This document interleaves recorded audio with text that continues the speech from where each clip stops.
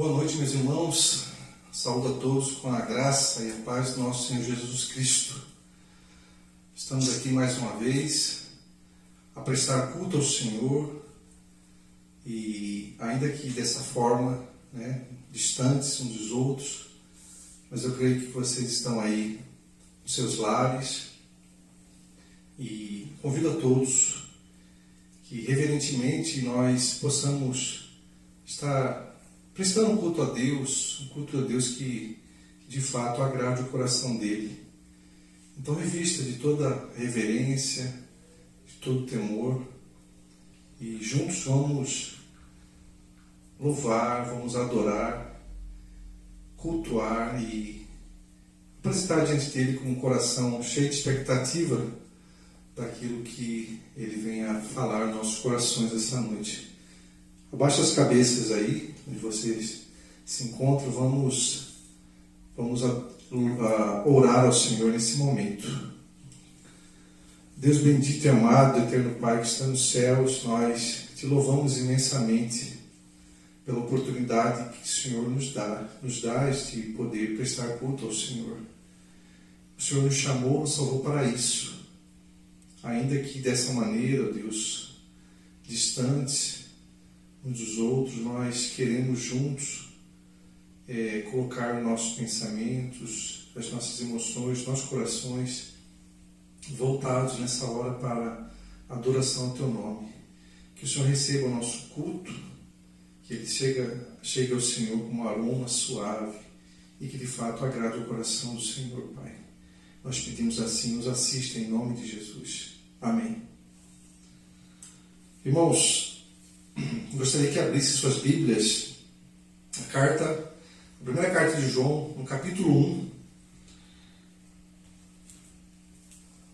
Estarei lendo aqui dos versículos 5 ao versículo 1 do capítulo 2. 1 João, abre aí, darei tempo para vocês procurarem. 1 João, capítulo 1, dos versículos 5 até o capítulo 2, versículo 2. Versículo 2, na verdade.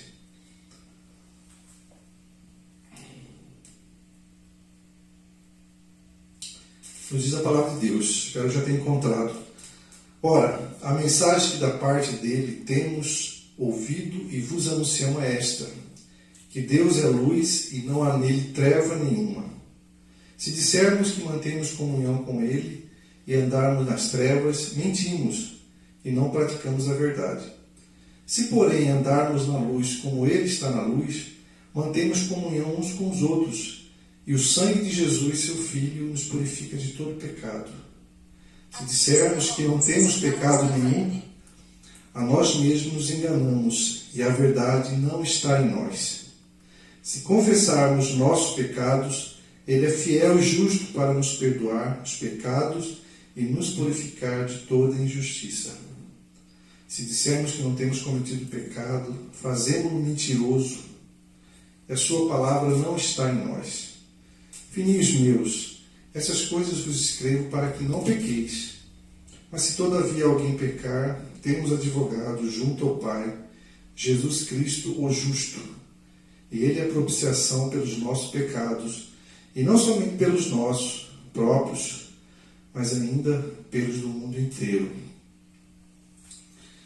Aqui o apóstolo João vai nos trazer uma palavra aqui de, ao mesmo tempo, uma exortação, para de fato nos sondar, para sondarmos se de fato nós caminhamos na luz, tendo sempre Deus como a referência, nossa referência maior. O apóstolo diz aqui no começo que a mensagem que eles ouviram, e eles estão transmitindo agora, é que Deus é luz e nele não há treva nenhuma.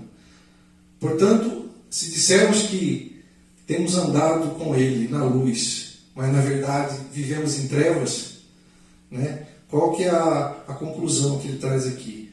Na verdade, nós mentimos, e não praticamos a verdade. Eles nos chamam para fazer essa reflexão acerca de como nós estamos vivendo diante de Deus. E lá no versículo 9 ele fala: se confessarmos os nossos pecados, Ele, Deus, é fiel e justo para nos perdoar os pecados e purificar de toda a injustiça. Aqui ele diz que Deus é fiel e justo. O que significa isso, irmãos? Significa que Deus é fiel, né? Não que Ele tem obrigação para conosco, né?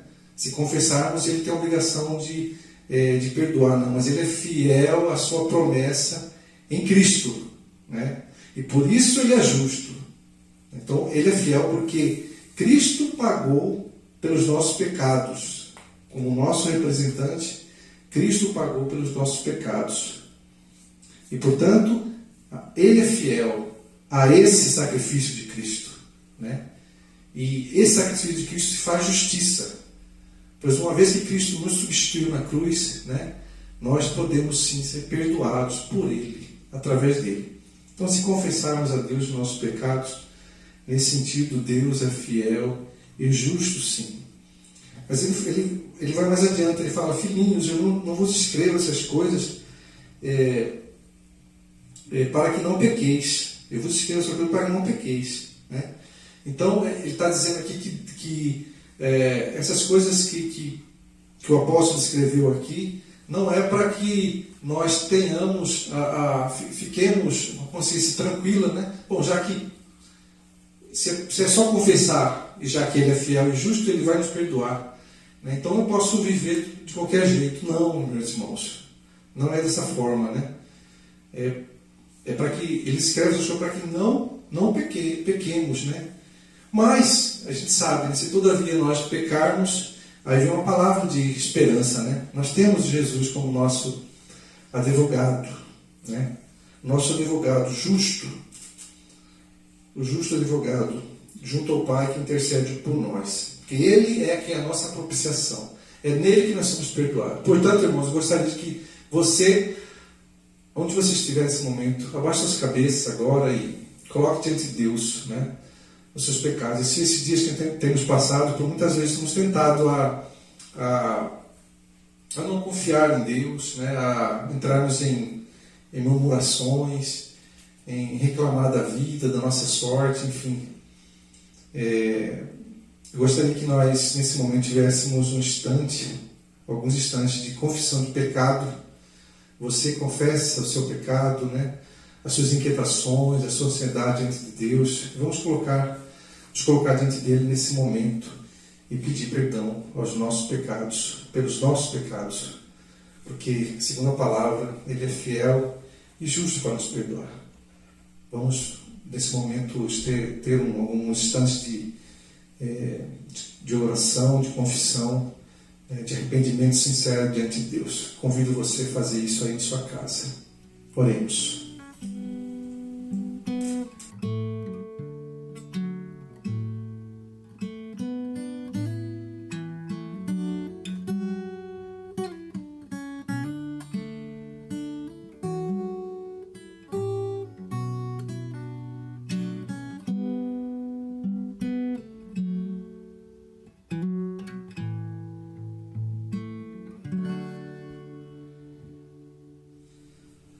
Vamos orar.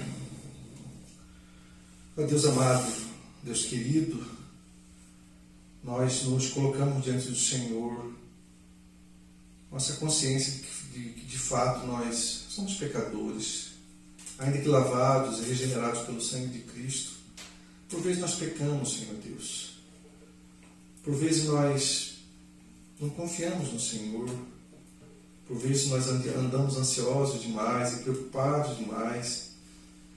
E isso eu sei que desagrada o coração do Senhor. O Senhor, na sua palavra, nos pede para não andarmos ansiosos. Por isso, ó Deus, esteja perdoando as nossas falhas, nossos medos, nossas ansiedades. Queremos colocar diante do Senhor toda a nossa ansiedade, Deus, todo o nosso fardo.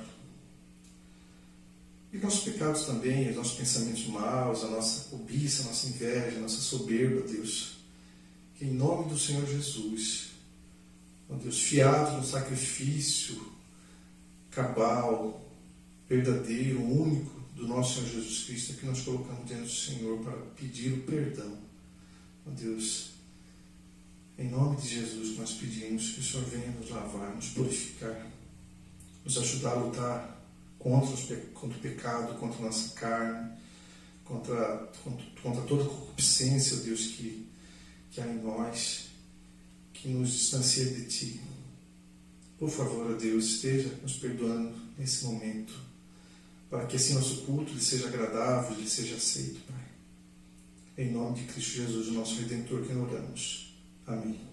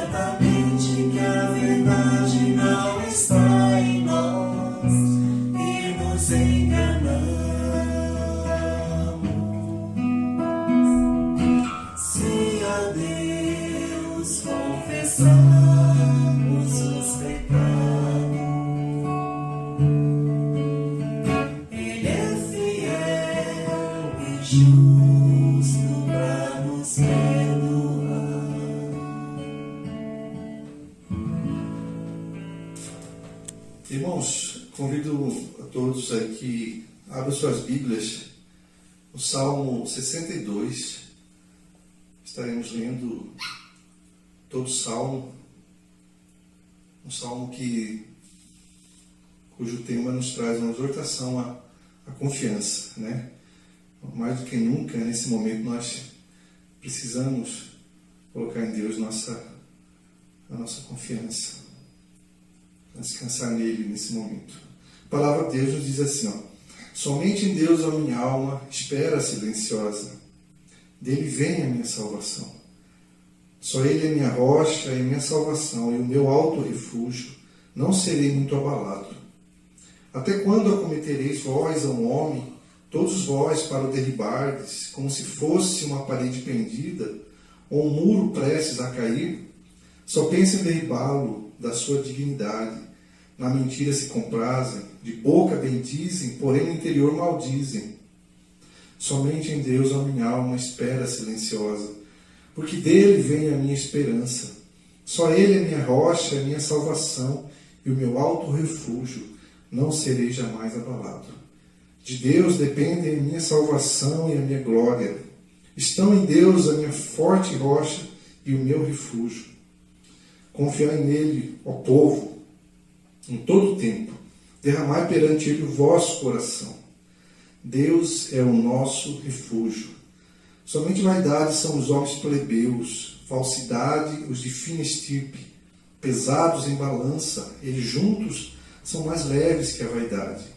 Não confieis naquilo que extorquis, Nem vos vanglorieis na rapina. E as vossas riquezas prosperam, se as vossas riquezas prosperam, não ponhais nelas o coração. Uma vez falou Deus, duas vezes ouvi isto, que o poder pertence a Deus. E a ti, Senhor, pertence a graça, pois a cada um retribuis segundo as suas obras. Como falei, irmãos, esse salmo aqui, julguei bastante oportuno lê-lo nesse momento, porque ele nos chama a confiar, a depositar toda a nossa confiança e esperança em Deus. Por isso que ele começa dizendo, afirmando que somente em Deus a alma dele espera, silenciosa. E por que ele espera em Deus? Por que ele confia em Deus? A partir do versículo 12 vai dizer que só ele é minha rocha, só ele é minha salvação e meu alto refúgio. Por isso ele não seria muito abalado. E ele repete essa frase, a partir do versículo 5, novamente, somente em Deus a minha alma espera silenciosa, porque dele vem agora a minha esperança. Perceba então essa confiança que Davi tinha no Senhor. E isso se reflete nessas expressões, minha rocha, minha salvação, meu refúgio, meu alto refúgio. Várias vezes ele repete essa expressão. Isso mostrando, irmão, uma total confiança no Senhor, uma consciência de que de fato é o Senhor que o sustentava em suas dificuldades, nos seus contextos difíceis. O que me chamou bastante atenção é esse versículo, o versículo 8, que nos chama a confiar nele. Fala assim, confie nele, ó povo, em todo o tempo. Em todo o tempo. Então, por vezes, nós temos a facilidade de confiar em Deus quando as coisas vão bem, quando tudo está bem, quando somente há bonança.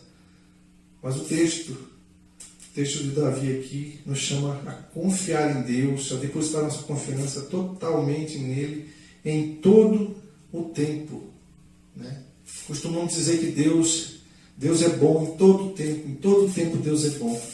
Portanto, devemos confiar nele em todo o tempo e derramar perante ele o vosso coração. Derramar perante ele o vosso coração.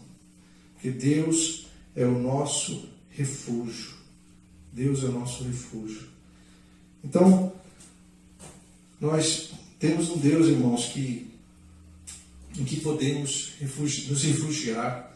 Temos um Deus em que podemos nos colocar diante dele, buscar a Deus, colocar nosso coração diante dele o tempo todo, e certo de que o tempo todo, todo o tempo, podemos e devemos confiar no Senhor, porque ele é um Deus de confiança, é um Deus que controla todas as coisas, sabe de todas as coisas, nada o surpreende, e enfim, nós devemos estar colocando a nossa confiança nele, nesse tempo, sobretudo nesses tempos difíceis que nós estamos enfrentando.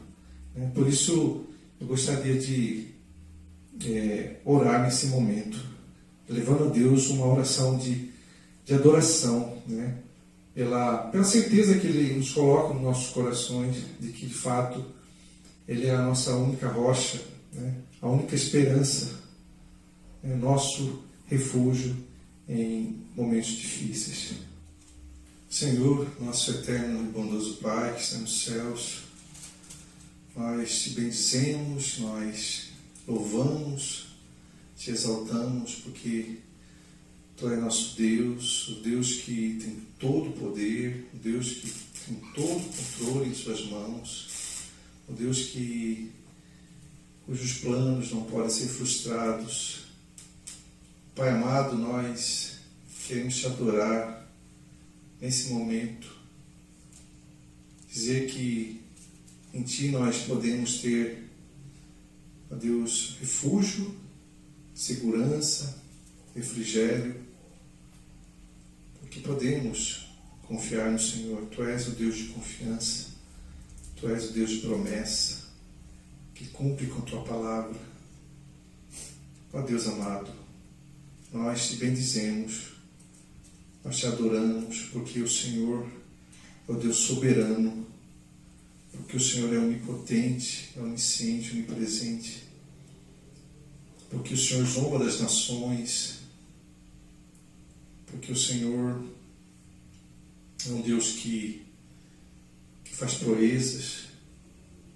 Tu és o Deus de milagre, é o Deus que tem sustentado o Teu povo nesse momento difícil que vemos passando. Muito obrigado pelo Teu sustento, pelo Teu alento, Deus. Que o Senhor continue sustentando e fortalecendo a Tua igreja. Que não venhamos a nos desanimar na caminhada, mas possamos colocar nossa alma silenciosamente em Ti e esperar e confiar, Deus. Sabemos que às vezes temos uma certa dificuldade em confiar, porque por vezes queremos ter, ó Deus, o controle de nossas vidas em nossas mãos, mas não o temos. Somente o Senhor tem. E sabemos que os Teus propósitos vão prevalecer e a Tua vontade é a melhor para a nossa vida, Pai.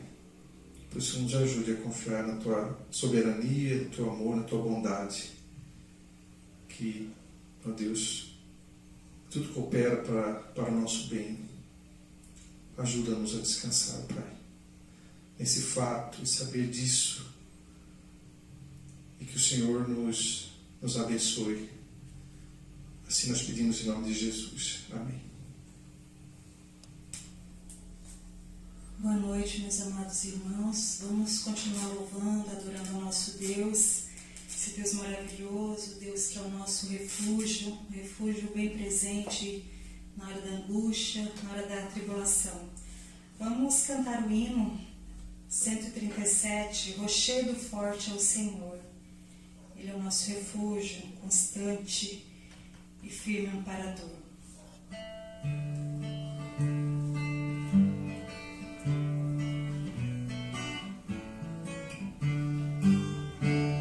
Rochedo forte é o Senhor, refúgio na tribulação, constante e firme amparador, refúgio na tribulação. Oh, Cristo é nosso abrigo no temporal, na tentação, em todo mal.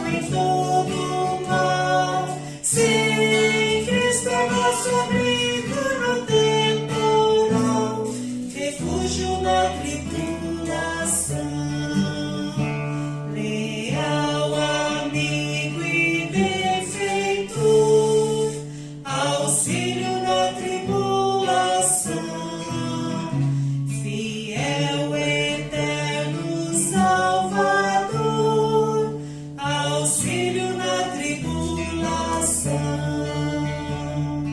Oh, Cristo é nosso abrigo no temporal, na tentação, em todo mal. Sim, Cristo é nosso abrigo no temporal, refúgio na tribulação.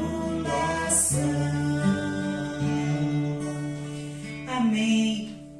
Como é bom podermos ter essa certeza de que Cristo é o nosso auxílio, que Ele é o nosso refúgio bem presente. Vamos continuar louvando a nosso Deus, declarando que Ele é santo e que toda a terra proclame que Ele é santo. Esse é o nosso Deus e não há outro como o nosso Deus. Adora o Senhor.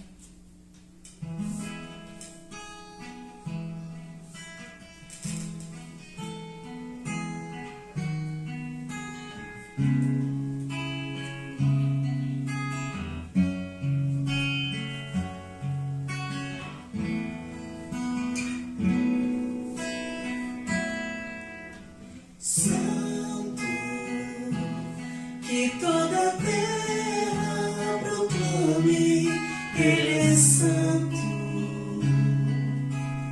Esse é o nosso Deus, outro igual não há. Santo, somente Ele é magnífico em santidade. Todo joelho se dobrará e toda língua confessará.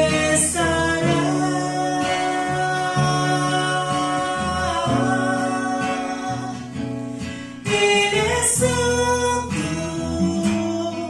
Senhor onipotente, grande e excelente é o teu nome, merecedor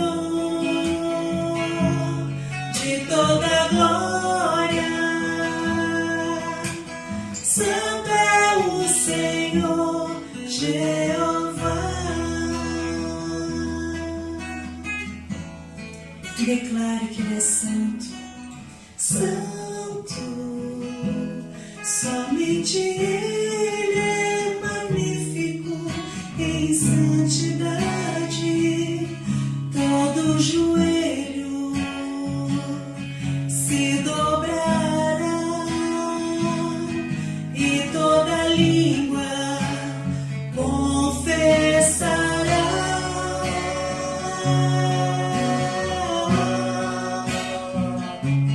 Ele é santo,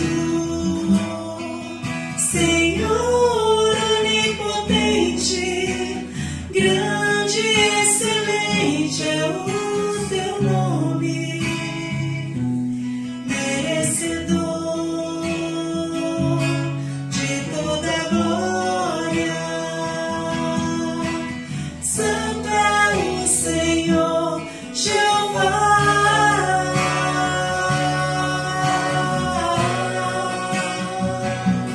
Ele é santo,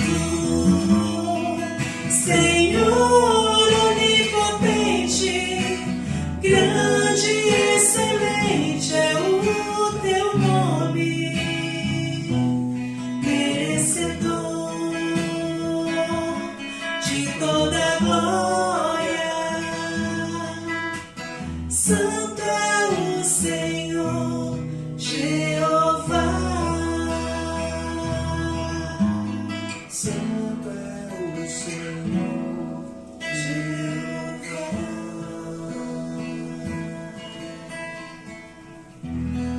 Amém. Quão grande é o meu Deus, cantarei quão grande é o meu Deus. Cante, meu irmão, é na sua casa, adore o Senhor, esse Deus que é grande, maravilhoso, que tem cuidado de nós, que tem nos sustentado, nos livrado de todo mal. Adore o Senhor.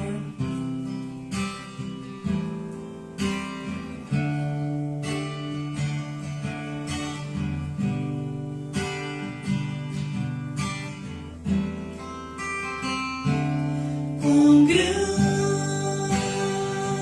é o meu Deus, cantarei quão grande é o meu Deus, e todos hão de ver quão grande é o meu Deus,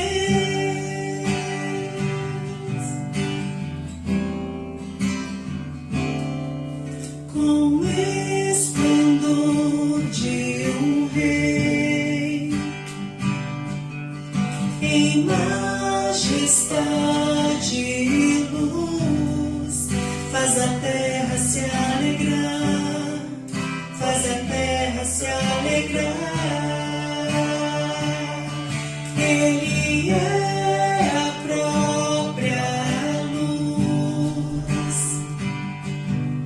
e as trevas vão fugir, tremer com sua voz, tremer com sua voz.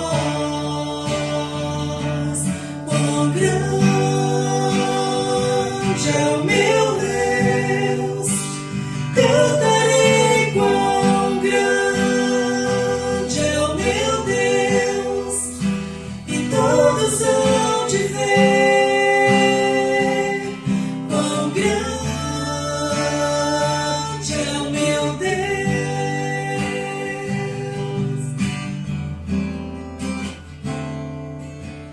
Por gerações Ele é,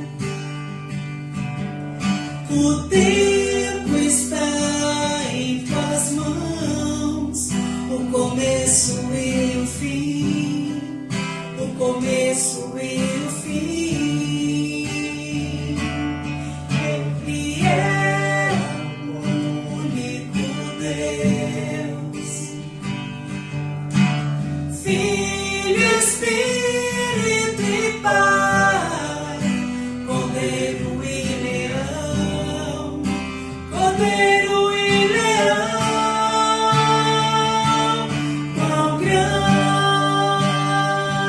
é o meu Deus, cantarei quão grande é o meu Deus, e todos hão de ver quão grande é o meu Deus.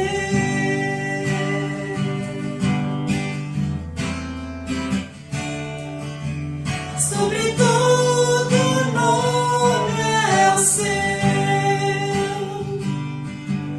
tu és digno do louvor.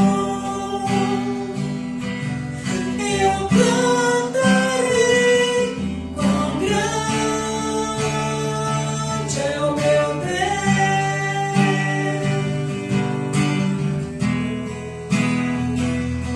quão grande é o meu Deus, cantarei quão grande é o meu Deus, e todos hão de ver quão grande é o meu Deus.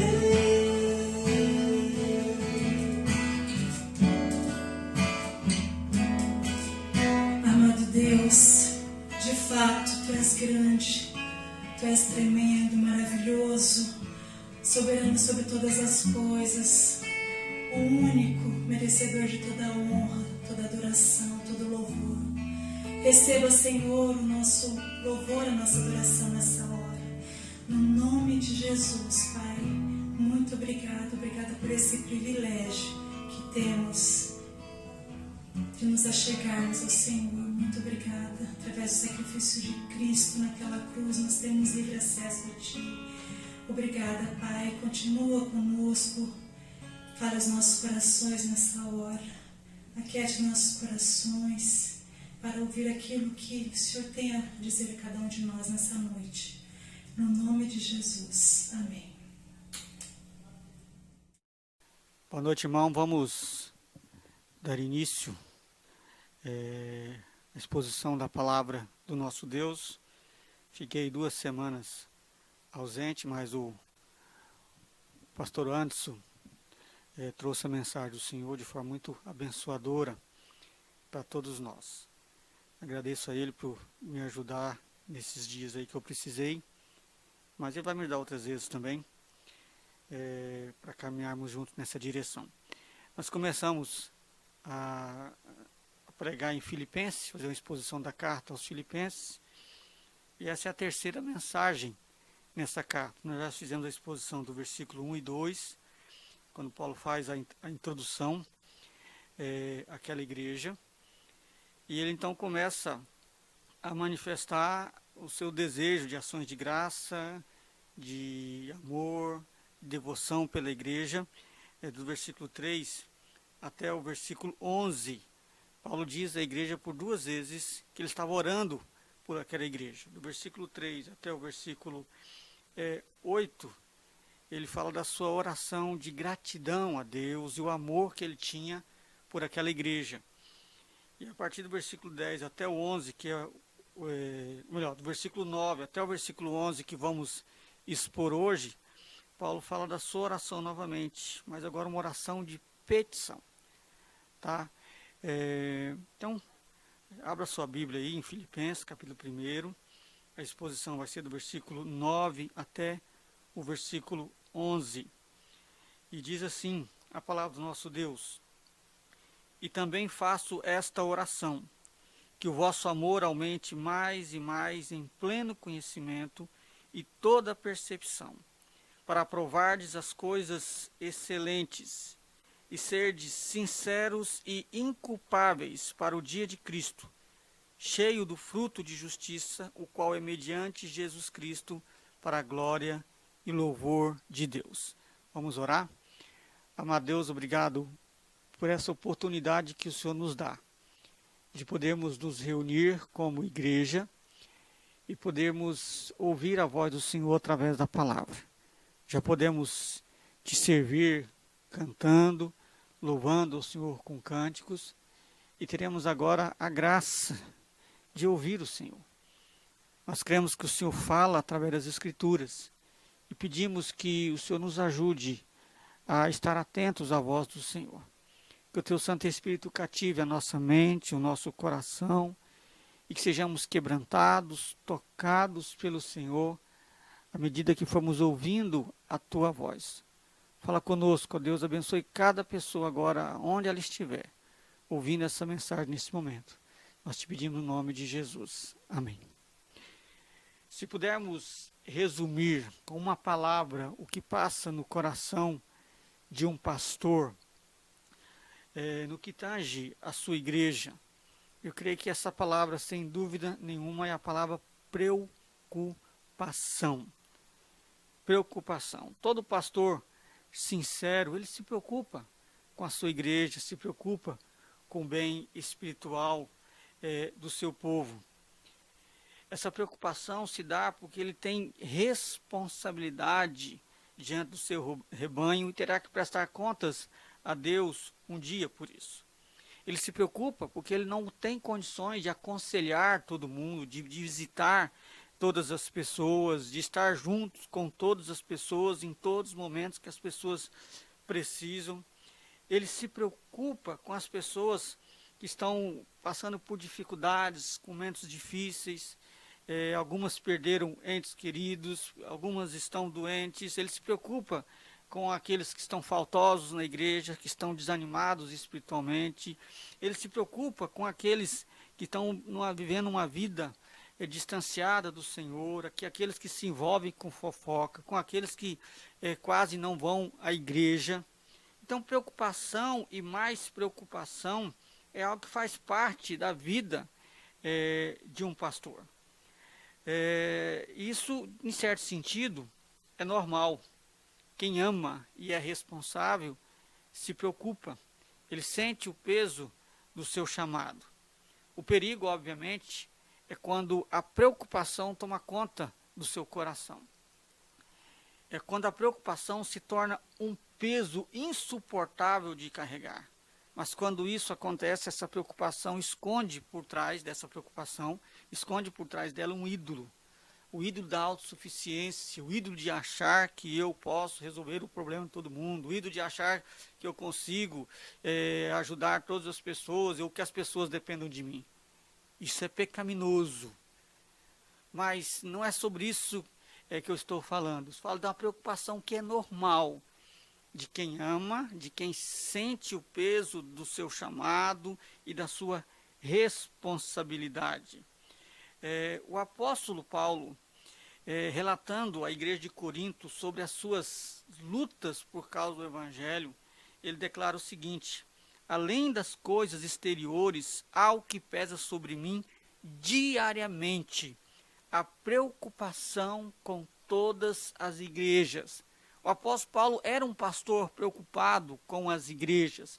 Então, além de todo o sofrimento que vinha sobre ele por causa da pregação do evangelho, de lutas, ele fala dos açoites, ele fala de muito sofrimento, ele fala, além disso, há a preocupação diária que pesava sobre ele por causa das igrejas. Essa preocupação ela é evidenciada nas muitas cartas que Paulo escrevia às igrejas, mas também nas suas orações por ela. E essa eram as duas grandes armas, ou os dois grandes meios de Paulo cuidar da igreja. As suas cartas, por meio delas ele ensinava, exortava, consolava, mas também a sua prática de oração. É muito comum você ler nas suas cartas declarações como: incessantemente faço menção de vós em todas as minhas orações. Ele diz isso ao escrever aos Romanos. A igreja em Éfeso, ele declara: não cesso de dar graça por vós, fazendo menção de vós nas minhas orações. Por vossa causa me ponho de joelhos diante do Pai. A igreja em Colossos, ele disse: não cessamos de orar por vós e de pedir que transbordeis de pleno conhecimento de sua vontade, em toda sabedoria e entendimento espiritual. E ele diz também aos Tessalonicenses: damos sempre graças a Deus por todos vós, mencionando-vos em nossas orações. A Timóteo, seu filho na fé, ele escreveu: sem cessar, me lembro de ti nas minhas orações, noite e dia. Paulo não podia abraçá-los, não podia visitá-los, não podia estar com eles presencialmente, mas podia orar por eles. Quando Paulo escreve a carta aos Filipenses, ele está preso em Roma. Mas ali da cadeia, ele pôde pastorear aquela igreja através da carta, mas também com suas orações, orando aquele que poderia, de forma efetiva, agir na vida da igreja. É nessa carta, no capítulo 2, versículo 12 e 13, que Paulo diz que é Deus quem realiza no seu povo tanto querer quanto realizar. Paulo tinha consciência que nós devemos nos esforçar, desenvolver a nossa salvação com temor e tremor, mas sempre firme nessa verdade. É Deus quem realiza em vós tanto querer como realizar. E por isso Paulo orava pela igreja, para que Deus movesse o coração do povo e levasse o povo a fazer aquilo que Deus quer. É muito encorajador meditar sobre isso nesses dias de pandemia. O distanciamento não deve ser empecilho para sermos bênçãos na vida das pessoas. Não se sinta impotente por isso. Pelo contrário, ore a Deus. Ore. Esse é um tempo de nós orarmos ao Senhor. Nós não podemos, talvez, nos abraçar. Não podemos, às vezes, nos visitar. Não podemos, às vezes, estar presencialmente uns com os outros, mas nós podemos orar. Foi isso que Paulo fazia.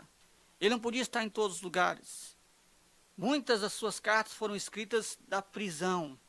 Mas ali, do seu distanciamento, ele pôde orar e buscar ao Senhor. Ele estava distante do seu povo, mas Deus não. E nas suas orações ele clame para que Deus fizesse maravilhas, transformações profundas na vida daquela igreja. Nós precisamos crer que Deus atende às nossas orações. Precisamos crer que aquilo que é impossível aos homens é possível a Deus. Precisamos crer que Deus não rejeita a oração e nem aparta de nós a sua graça. Não há dificuldade nesse mundo que possa impedir o agir de Deus em resposta à oração sincera e perseverante do seu povo. Paulo, ao declarar aquela igreja que ele estava orando por ela, e ele já disse que orava com ações de graça, e agora ele está orando novamente, pedindo algo especificamente para aquela igreja. Ao fazer isso, Paulo tem pelo menos 3 objetivos. Primeiro, demonstrar a sua preocupação pastoral. Ele demonstra para aquela igreja o seu cuidado em orar por ela. É muito confortador saber que pessoas estão orando por nós, em especial o nosso pastor, não é verdade? E Paulo então declara que ele estava junto com elas, preocupado e orando e clamando a Deus pela vida delas. Em segundo lugar, Paulo, ao declarar nas suas cartas o conteúdo das suas orações, porque Paulo não simplesmente diz que estou orando, ele diz o porquê eu estou orando. Nesse caso, ele diz que estava orando para que o amor aumentasse mais e mais na vida daquela igreja. Então, ao declarar o conteúdo das suas orações, Paulo então tem o objetivo aqui de ensinar a igreja sobre aquilo que é prioridade na vida cristã e sobre a importância da oração para atingir esses objetivos. Em terceiro lugar, Paulo também os incentivava ao escrever e falar sobre a oração. Saber que alguém está orando de forma específica para algo na sua vida é um estímulo para você agir de forma correta naquilo. Ao saber que Paulo orava para que o amor entre eles aumentasse mais e mais, no pleno conhecimento e em toda percepção, isso já é por si só um incentivo para que eles perseguissem essa prática na vida deles todos os dias. A oração de Paulo não visa, ou não visavam, ensinar sobre tudo o que se deve conter numa oração. É óbvio que não. Mas sobre tudo o que não deve faltar na oração. Paulo está concentrando, e é interessante que se você observar as orações de Paulo, você vai perceber que ele concentra naquilo que é prioridade. Todas as vezes que nós vamos orar, nós colocamos várias coisas diante de Deus. Mas o que Paulo quer nos ensinar é o que não pode faltar.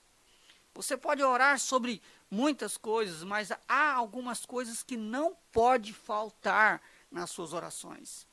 E essas coisas que não podem faltar nas nossas orações, nós aprendemos ao estudar sobre as orações do apóstolo Paulo. E no que tange a igreja em Filipos, e também no que tange a nossa vida comunitária, o que não pode faltar é um amor crescente, que o amor cresça. Por isso que ele disse, e que o vosso amor aumente mais e mais. E observe que isso é algo que não deve faltar em nossas orações, porque esse princípio ele não é aplicável somente à igreja, mas a outras áreas da vida também. Esse tipo de oração, um pai deve fazer para os seus filhos, para que o amor entre os seus filhos aumente mais e mais, para que a demonstração de amor dos seus filhos para com os irmãos, para com os pais, para com os avós e vice-versa, aumente mais e mais. Esse é um tipo de oração que um esposo deve fazer pela esposa, porque os princípios aqui devem ser vividos na vida cristã, na comunidade, na igreja, que é o ponto principal de Paulo, ou dentro da família, nos relacionamentos. Essa deve ser uma marca visível na vida do cristão. Mas vamos olhar para o texto e vamos entender mais profundamente as verdades que Paulo tem para nos ensinar através da sua oração. Primeiro, o propósito da oração. Ele diz que o vosso amor aumente mais e mais em pleno conhecimento e toda percepção. É possível que Paulo esteja pensando aqui no amor mútuo, o vosso amor, que é o amor de uns pelos outros. Que o amor de uns pelos outros aumente mais e mais. É razoável nós pensarmos assim, porque não está claro a respeito de amar a quem Paulo se refere. Mas é razoável entendermos que Paulo está falando do amor mútuo, do amor entre os cristãos da igreja em Filipos. E é razoável pensar assim, porque há evidências na própria carta que havia ali alguns problemas de relacionamento entre aqueles irmãos. Acompanha comigo aí na Bíblia, na carta aos Filipenses, lá no capítulo 2. Eu vou ler do versículo 1 ao 4. Preste atenção nas palavras, você vai perceber essa evidência. O apóstolo Paulo diz: se há, pois, alguma exortação em Cristo, alguma consolação de amor, alguma comunhão do Espírito, se há entranhados afetos e misericórdia, completai a minha alegria, de modo que penseis a mesma coisa, tenhais o mesmo amor, sejais unidos de alma, tendo o mesmo sentimento, nada façais por partidarismo ou vanglória, mas por humildade, considerando cada um os outros superiores a si mesmo. Não tenha cada um em vista o que é propriamente seu, senão também cada qual o que é dos outros. Então, essas exortações que Paulo faz à igreja nessa carta, alinhado à oração que ele fazia por aquela igreja, demonstra que o amor precisava crescer mais e mais. O amor estava presente na igreja. Era uma igreja verdadeira, salva por Cristo Jesus, mas que precisava crescer nessa área. E Paulo então ora especificamente para que o amor crescesse mais e mais. No versículo 14 do capítulo 2 ele diz: fazei tudo sem murmurações nem contenda. Uma igreja ou uma família onde há muita murmuração, muita contenda, é a evidência de que o amor não tem crescido ali. No capítulo 4, Paulo deixa claro que havia um problema entre duas irmãs ali, Evódia e Sintique. Olha o que Paulo diz no versículo 2 e 3. Rogo a Evódia e rogo a Sintique, pensem concordemente no Senhor. A ti, fiel companheiro de julgo, também peço que as auxilies, pois juntas se esforçam comigo no Evangelho, também com Clemente e com os demais cooperadores meus, cujos nomes se encontram no livro da vida. Ao que parece, Evódia e Sintique eram pessoas que ajudavam na liderança da igreja de alguma forma. Mas por algum problema, alguma coisa aconteceu e elas não estavam mais afinadas.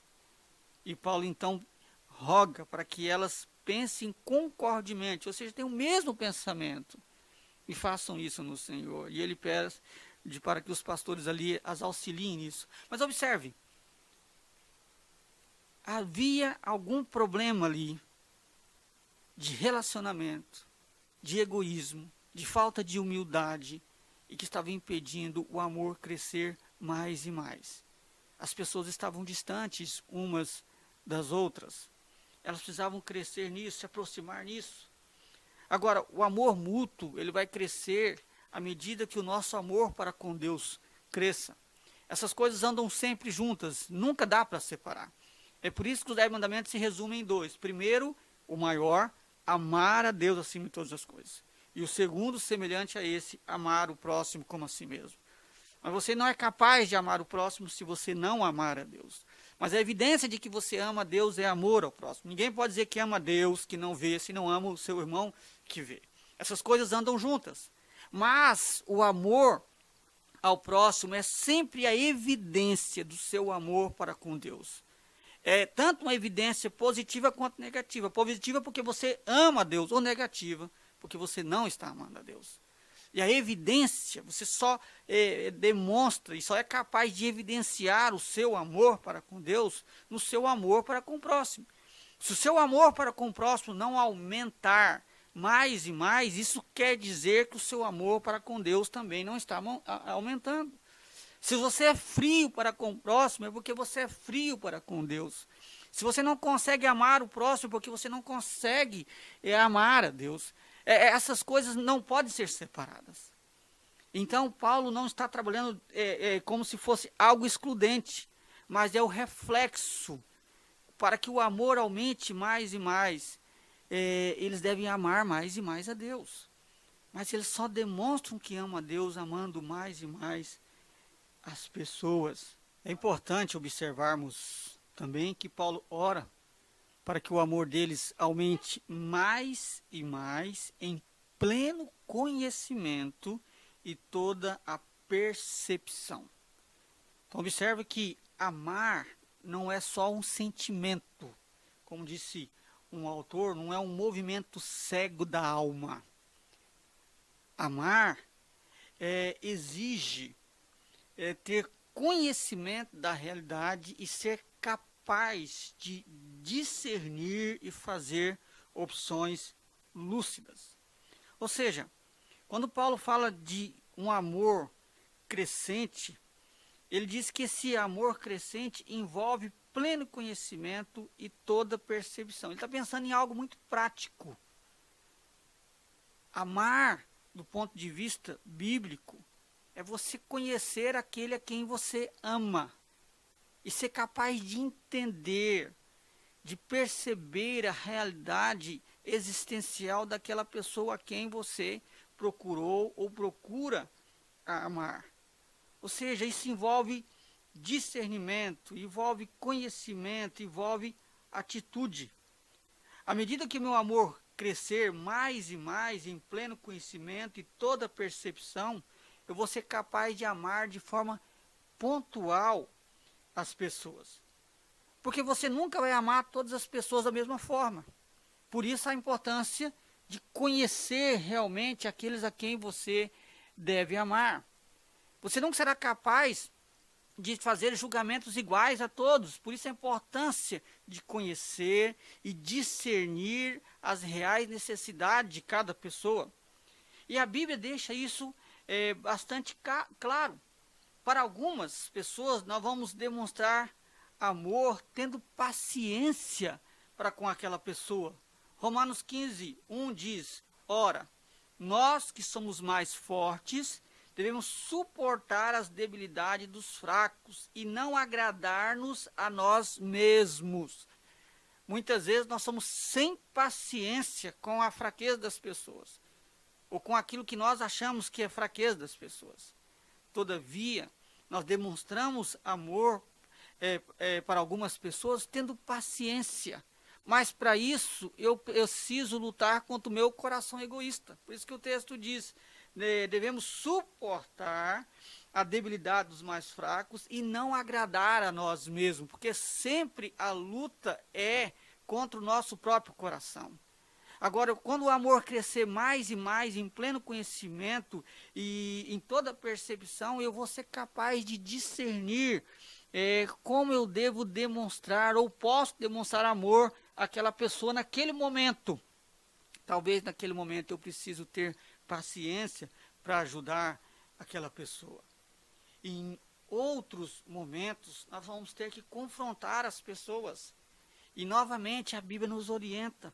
Efésios 4,15 diz que eu devo falar a verdade em amor ao meu próximo. Ou seja, há momentos que eu preciso confrontar. Eu preciso sentar e falar algumas verdades, mas mesmo nesse momento isso tem que ser feito em amor, porque o meu objetivo não é machucar, destruir, humilhar, mas ajudar, levantar, corrigir, mostrar o caminho. Isso é sempre uma prática de amor, mas para isso eu preciso conhecer as pessoas, eu preciso entender a realidade das pessoas, o momento que as pessoas estão vivendo, para poder ajudá-las de forma efetiva. É impossível amar efetivamente alguém sem conhecê-las, sem entendê-las, sem ser capaz de discernir a situação em que elas estão passando naquele momento. Há outros momentos, devemos demonstrar amor às pessoas ajudando com questões materiais, como alimento, roupas, remédio, como é ilustrado por Tiago no capítulo 2, a partir do versículo 15. Você então, há momentos que você vai ter que olhar aquela situação e comprar alguma coisa para aquela pessoa, ajudar financeiramente. Outros momentos, você agirá de outra forma, mas é importante entender. O que nós aprendemos no aconselhamento bíblico? A primeira coisa que você precisa, se você quer ajudar alguém, é preciso aprender a ouvir. Essa é a primeira lição. Para você entender a situação da pessoa, entender a realidade da pessoa. Bons conselheiros são, antes de tudo, bons ouvintes.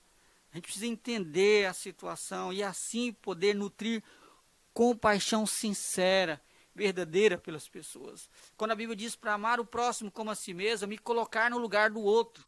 Mas eu só consigo fazer isso, ou lutar para conseguir isso, à medida que eu vou procurando entender o outro, entender a necessidade, as lutas, as dificuldades, as fragilidades, e serei capaz de então de ter uma percepção maior da realidade. E assim a minha ação de amor vai aumentar, porque ela vai ser efetiva, vai ser focado realmente na necessidade daquela pessoa. Para todas essas pessoas nós devemos orar, mas quanto mais nós as conhecemos e entendemos a realidade delas, mais pontual será a nossa oração. Pedro diz algo semelhante ao exortar os crentes a serem criteriosos e sóbrios. 1 Pedro 4, 7, ele fala que devemos ser criteriosos e sóbrios para o bem das nossas orações. Ou seja, devemos ter discernimento, entender a realidade ao orarmos. Porque é uma oração focada na realidade, no problema em que a pessoa está enfrentando. Então, se torna muito mais produtivo, e a Bíblia me estimula a fazer isso. É interessante que lá em Pedro também, ele fala isso no versículo 7, e no versículo 8 em seguida ele fala, e o amor seja intenso de uns para com os outros. Observe que entender a realidade das pessoas e a prática de amor e oração para com aquelas pessoas estão sempre entrelaçadas. Você não poderá amar de fato alguém sem se relacionar com ela, sem conhecê-la, sem ter um relacionamento próximo, sem poder entender realmente qual a grande necessidade daquelas pessoas. É muito fácil, às vezes, nós queremos demonstrar amor com quem nós nos relacionamos. Mas nós nunca vamos, de fato, demonstrar amor a essas pessoas, porque nós não sabemos, de fato, o que elas precisam. Nós não sabemos. E é interessante que, às vezes, você acha que alguém precisa simplesmente de uma cesta básica. Pode ser que ela precise, mas talvez, se aproximando mais dela, você perceber que ela precisa de algo muito mais profundo. E é só o relacionamento, o conhecimento, essa capacidade de perceber a realidade que envolve aquela pessoa a quem você procura demonstrar amor, é que fará com que você seja capaz de amar de forma pontual. É assim que o amor vai crescer mais e mais. É dessa forma. Em segundo lugar, nós vemos aqui nesse texto as bênçãos de se crescer mais e mais em amor. No versículo 10 ele diz, para aprovardes as coisas excelentes e serdes sinceros e inculpáveis para o dia de Cristo. Para aprovardes. A ideia aqui é que você tenha discernimento sobre o que é melhor. Eu vou mostrar para vocês, vou ler com vocês algumas outras traduções, vai dar mais luz para entender o que Paulo quis dizer com essa expressão, para aprovardes as coisas mais importantes. Na NVI ele colocou para discernirem o que é melhor. À medida que o nosso amor cresce mais e mais, e em todo o conhecimento e toda a percepção, no pleno conhecimento, toda a percepção, nós seremos capazes de discernir o que é melhor para as pessoas. Seremos capazes de discernir entre o que de fato vai ajudar e o que não vai ajudar. Uma outra tradução diz, pois que assim saberão dar o verdadeiro valor àquilo que é essencial, às coisas essenciais. Uma outra tradução diz: quero que compreendam o que é verdadeiramente importante. Ambas as traduções focam na capacidade de discernir e compreender o que é melhor para se praticar na vida comunitária. Em outras palavras, uma das bênçãos de crescer mais e mais no amor, conhecendo plenamente e tendo a percepção da realidade daqueles a quem nós amamos, é que nós seremos capazes agora de discernir, de aprovar o que é melhor para as pessoas. E isso reflete muito o nosso coração. E observe que, na mesma frase, ele diz: para aprovardes as coisas excelentes e serdes sinceros e inculpáveis para o dia de Cristo. Ele está tudo na mesma frase. Por quê? Porque se eu sou capaz de discernir o que é melhor para as pessoas e agir de forma efetiva naquilo que as pessoas estão precisando, aquilo que de fato elas estão precisando naquele momento, isso vai refletir um coração sincero. Por isso que ele diz: e ser de sincero. Isso reflete a sinceridade. Alguém que é sincero, ele de fato quer o melhor. Ele quer de fato ajudar. Não só mascarar, fazer de conta que ajudou, fazer uma média com alguém, mostrar que está... Não. Há uma sinceridade de ajudar de forma específica naquilo que a pessoa precisa. Ele diz para ser sinceros e inculpáveis. Inculpáveis é o mesmo que irrepreensível. Ou seja, alguém que não é passivo de repreenda. É alguém que as pessoas não precisam estar acusando de fazer coisas erradas. Agora, pensando na igreja, o que Paulo está dizendo, que se o amor na igreja aumentar mais e mais, ela vai poder ajudar de forma efetiva as pessoas, o que vai revelar a sinceridade, a motivação do coração, e a igreja não será repreendida. Porque muitas vezes o mundo culpa a igreja de ser egoísta, de só pensar, às vezes, em dinheiro ou coisas dessa natureza. Mas uma igreja amorosa e que age com sinceridade nas suas ações, ela não será repreendida. Ou seja, as pessoas podem até não gostar da nossa mensagem. As pessoas podem não concordar com o nosso posicionamento acerca do aborto, acerca do homossexualismo, acerca do divórcio. Mas elas terão que admitir que aquele povo é um povo amoroso, compreensivo, que ajuda as pessoas, que estão, que cuidam uns dos outros, que carregam as cargas uns dos outros, que choram uns com os outros, que preferem o outro em honra a si mesmo. E então a igreja se torna irrepreensível. E é isso que Paulo está dizendo, é assim que a igreja deve ser vista, e ele ora por isso. E ele diz que esse crescimento espiritual é até o dia de Cristo. Duas ideias estão por trás aqui. Uma, ele foca na preparação. Ou seja, a noiva, que é a igreja de Cristo, ela se prepara para o encontro com o seu noivo. E como que a igreja se prepara para encontrar-se com o seu noivo? Essa analogia que Jesus fez na parábola, ela é bastante interessante, porque a noiva se prepara com entusiasmo, se prepara se embelezando, se prepara com expectativa para encontrar-se com o noivo. E até a vinda de Cristo.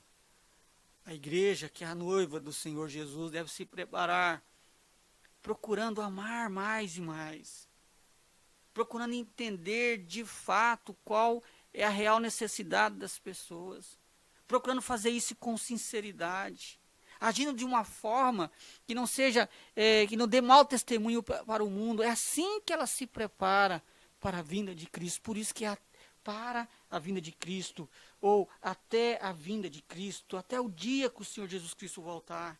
Isso também traz a conotação de tempo. Ou seja, durante quanto tempo devemos agir assim? Durante todo o tempo da nossa peregrinação na terra, até o dia que fomos nos encontrar com o nosso Salvador.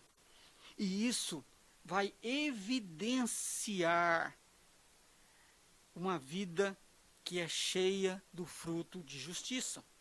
O versículo 10, ele diz, cheio do fruto de justiça, qual é mediante Jesus Cristo, para a glória de Deus. Para a glória e louvor de Deus. Todo crente, meu querido, todo crente possui o Espírito Santo. Logo, ele possui o fruto do Espírito na sua vida. Todo crente possui, porque ele recebeu o Espírito na sua salvação. Foi o Espírito que trouxe a regeneração, lhe deu um novo nascimento, uma nova vida. E a partir daí, ele passa a manifestar o fruto do Espírito.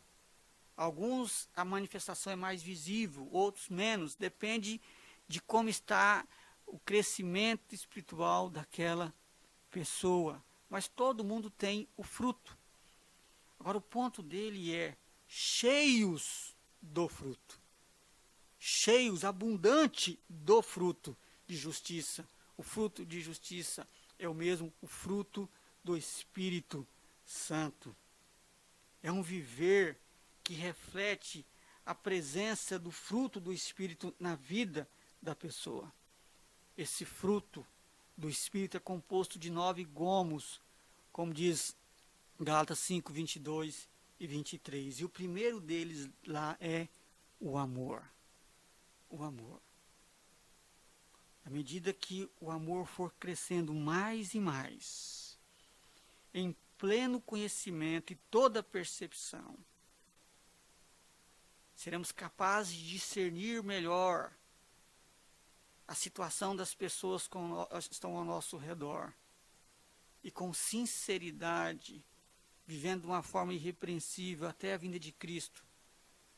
À medida que isso for acontecendo, seremos então cada vez mais cheios do fruto de justiça, ou cheios do Espírito, ou cheios de Cristo, cada vez mais parecidos com o Senhor Jesus Cristo. Ou seja, a vida vai ser mudada, transformada, porque esse é o objetivo de Deus, que a cada dia sejamos transformados conforme a imagem de Jesus Cristo. Agora, a causa por trás disso é o Senhor Jesus Cristo. Porque ele diz, o qual é mediante Jesus Cristo para a glória e louvor de Deus. Porque ninguém pode amar altruisticamente, ninguém pode amar ao próximo como a si mesmo, com motivações corretas, se primeiro ele não recebeu a graça do novo nascimento. Se primeiro ele não foi alcançado pelo o Senhor Jesus Cristo. Porque isso não é natural em nós. Nós somos, por natureza, egoístas. E muitas vezes nossas demonstrações de amor visam primeiramente a nós. Às vezes nossa demonstração de amor tem por trás aquele sentimento. Se eu não fizer isso, o que as pessoas vão dizer de mim? Se eu não fizer isso, aquela pessoa vai ficar chateada comigo. Ou seja, você não está preocupado com a pessoa, está preocupado com você. Mas não é esse tipo de amor que Paulo está dizendo, que a Bíblia diz. O amor que Deus espera de nós é um amor que seja realmente altruísta. Você ama o próximo como a si mesmo. A sua motivação é, de fato, ajudar aquele a quem você decidiu amar. Mas isso não é fácil. Só é possível por causa de Jesus Cristo. Só por causa de Jesus Cristo. Mas alguns crentes, por exemplo, acham que podem conquistar a salvação demonstrando amor às pessoas. Alguns crentes às vezes se envolvem em ações sociais, amém, por isso. Se envolvem em ajudar as pessoas, mas às vezes eles estão ali porque eles querem conquistar a salvação. É como se eles dissessem para Deus, olha o quanto que eu estou fazendo de bem para as pessoas, agora eu acho que eu mereço ir para o céu. Essas pessoas, na verdade, elas não estão amando o próximo, estão amando a si mesmo. Não estão ali por causa das pessoas, para ajudar as pessoas nas suas necessidades, mas para garantir o seu lugar no céu. Isso não é o amor que a Bíblia espera. Não difere muito do espírita, que procura fazer caridade e ajudar as pessoas na intenção de que quando reencarnar vão vir como pessoas melhores, uma condição melhor na sua nova existência. Esses também não estão amando o próximo, estão amando a si mesmo, estão pensando neles. Mas quando eu tenho um entendimento bíblico de que a salvação é pela graça, mediante a fé, não vem de mim, é dom de Deus, é graça, é bondade de Deus. Então eu estou livre para amar as pessoas, simplesmente por causa da necessidade existente na vida daquelas pessoas. Sem achar que eu preciso fazer isso para conquistar algo, mas eu faço isso na convicção de que já conquistei. E é por causa de Cristo também que eu estou desejando ajudar alguém. Porque nem isso sou capaz de querer de fato, com a sinceridade que a Bíblia espera por mim mesmo. Por isso que é mediante Jesus Cristo, sempre é por meio dele. É sempre assim. E é somente com esse entendimento e movido por essa nova obra que o Espírito faz no nosso coração, é que podemos de fato crescer mais e mais em amor. E quando eu entendo que tudo é para a glória e louvor de Deus, isso também vai me ajudar a lutar contra o meu coração. Eu sempre preciso lutar contra o meu coração e sempre preciso estar revendo as motivações de por que eu faço o que eu faço. Porque eu ajudei aquela pessoa. E eu preciso sempre ser quebrantado, entendendo que é para a glória de Deus. É para que Deus seja glorificado, para o louvor do nome dele. E observe, o louvor é sempre um elogio, é para que Deus seja elogiado. Aqueles que foram salvos por meio de Cristo Jesus devem evidenciar a sua salvação através de uma prática responsável, focada, criteriosa, de amor para com o próximo, de maneira que as pessoas possam olhar e louvar a Deus pela sua vida. Louvar a Deus por aquilo que nós estamos fazendo na vida do outro. Louvar a Deus pelo nosso compromisso em ajudar as pessoas. Talvez você está me ouvindo dizendo, pastor, isso é muito difícil. E de fato é difícil. Por isso que Deus nos deu o seu Espírito. Por isso que o fruto do Espírito é o amor. Por isso que eu só posso crescer mais e mais em amor se eu crescer mais e mais em amar a Deus. Mas não dá para fazer uma coisa separada da outra. Talvez alguém pense, não, primeiro eu vou me consagrar a Deus e depois eu vou amar as pessoas. Não é assim que funciona. Essas coisas são sempre juntas, não dá para ser separado. Você não se consagra a Deus sem demonstrar amor para as pessoas. Mas não tente demonstrar amor para as pessoas sem se humilhar e se apegar a Deus. Então, da mesma forma que você deve ler as Escrituras, deve orar na mesma intensidade, você deve procurar ajudar as pessoas nas suas necessidades reais e pontuais que são derivadas de conhecimento e relacionamento. Essas coisas andam juntas. E o grande instrumento nessa caminhada também é a oração. Como que Paulo está demonstrando amor por aquela igreja? Está orando. Orando para que o amor aumente mais e mais. Ore pelas pessoas. Ore para que o amor aumente mais e mais na vida das pessoas e principalmente na sua vida. Para que você possa ser um instrumento de amor de Deus para com alguém. Peça a Deus para que Deus te use como um instrumento do amor dele para abençoar as pessoas que ele quiser, que ele colocar na sua vida. Paulo demonstra isso orando e através das suas cartas, onde ele ensina, consola, conforta, exorta. É assim que nós podemos desenvolver mais e mais essa prática. e Deus será glorificado através da nossa vida. Amém? Que Deus nos ajude, meus irmãos. E oremos sempre por isso. Vamos orar. Pai amado, obrigado por esse tempo em que podemos estudar as Escrituras. Por esse tempo em que podemos refletir nessa verdade do Senhor para nós. Que possamos, ó Deus, lutar contra o nosso egoísmo e procurar nos envolver realmente com a vida das pessoas, aquilo que elas precisam, ajudá-las nas suas necessidades,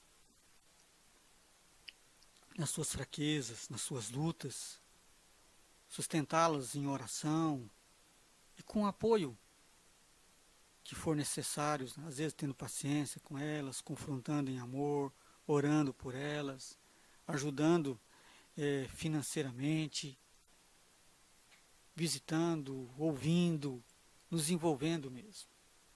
Nosso coração egoísta sempre quer se afastar, mas, ó Deus, a Tua palavra exige de nós um comprometimento real, firme, ativo e abnegado. Nos ajude, Pai. Nos ajude a fazer o que o Senhor quer. E assim ser instrumentos de glorificação do Teu nome nessa terra. Sejamos quebrantados, movidos pelo Teu Santo Espírito. E que o fruto do Teu Espírito seja evidente em nós. E que sejamos de fato cheios do fruto de justiça. Por favor, Deus, nós te pedimos isso no nome e por amor de Cristo Jesus, o nosso Redentor. Amados irmãos, fiquem em paz. E que o amor de Deus, o nosso Pai, que a graça e a consolação de Jesus Cristo, o nosso Redentor, e o poder do Espírito esteja sobre vós, amados de Deus, hoje e pelos séculos dos séculos. Amém. Irmãos, eu quero dar aqui alguns avisos, né? Como eu disse, eu fiquei 2 semanas sem pregar, o pastor Anderson me ajudou. Tivemos 2 semanas difíceis na nossa família, na verdade bem triste. Na primeira semana, o meu tio, irmão do meu pai, faleceu de Covid. Foi muito duro para nós isso, foi muito rápido, inclusive, é um tio bastante próximo mesmo. Eu tive com ele uns 15 dias antes dele falecer, e uma das coisas que nós conversamos, que ele gostava muito de conversar, era sobre Apocalipse. Inclusive eu tinha dado para ele um comentário, já há alguns anos, de Apocalipse, e ele falava sobre a volta de Cristo. E sem saber, na outra semana, praticamente ele estaria com o Senhor. E depois, na semana seguinte, foi a esposa dele, a minha tia Olira. Então, era um casal muito querido de todos da família, todos mesmo. Então, foi um baque muito grande para toda a família. E os filhos, né, que perderam os 2 num espaço de 15 dias. Então, está sendo ainda difícil assimilar isso, mas Deus tem dado graça. Nós temos, né, tentado acompanhá-los e temos todos orado por eles para que Deus os ajude e os fortaleça. Meu pai também ficou com suspeita de Covid, teve tosse, teve dor nas costas, teve algumas questões aí também, tinha tomografia, estava um pouco de fato infeccionado, ele entrou com tratamento como se estivesse, tanto ele quanto a minha mãe. Não deu tempo de fazer exame, fizemos tratamento. Mas graças a Deus estão bem, eu e a Marli, os meninos, não tivemos nada, pelo menos sintoma nenhum não tivemos. Mas tem sido dias difíceis, né, de correr atrás das coisas, mas Deus tem dado graça. Esse ano tem sido difícil, estou citando o meu exemplo, mas tantos irmãos que estão em situação também difícil. Fiquei sabendo essa semana que o tio da Liliane faleceu de Covid. A Kelly teve que ir Goiás, eu acho, com a sua mãe. Não era problema de Covid, é outro problema. Mas nessa época, até ir em médico é difícil, imagina fora do seu estado. Tá? Então também não está sendo fácil para ela. outras pessoas estão doentes. Então tem sido uma época dolorosa para todos nós. E por isso que nós precisamos nos unir muito em oração e que Deus nos dê força para passar por tudo aquilo que nós precisarmos de passar. E nos dê discernimento para entender os planos e os propósitos de Deus para nós e para a humanidade. Porque nada ocorre fora do plano e do propósito de Deus. E nos dê força para não pecar, para não murmurar e para caminhar firme com o Senhor. Tá? E se precisar, irmão, temos dito isso, de forma pontual, fale com a gente. Isso ajuda a gente a entender melhor a situação, desde a questão financeira, às vezes está passando por outro, ficou desempregado por causa dessa pandemia, ou às vezes está se sentindo meio deprimido, com ansiedade por causa também dessa pandemia, ou outro problema que seja. Nós estamos à disposição, tanto eu como pastor, como os presbíteros, a junta diaconal, nós vamos muito cuidar e ajudar uns aos outros.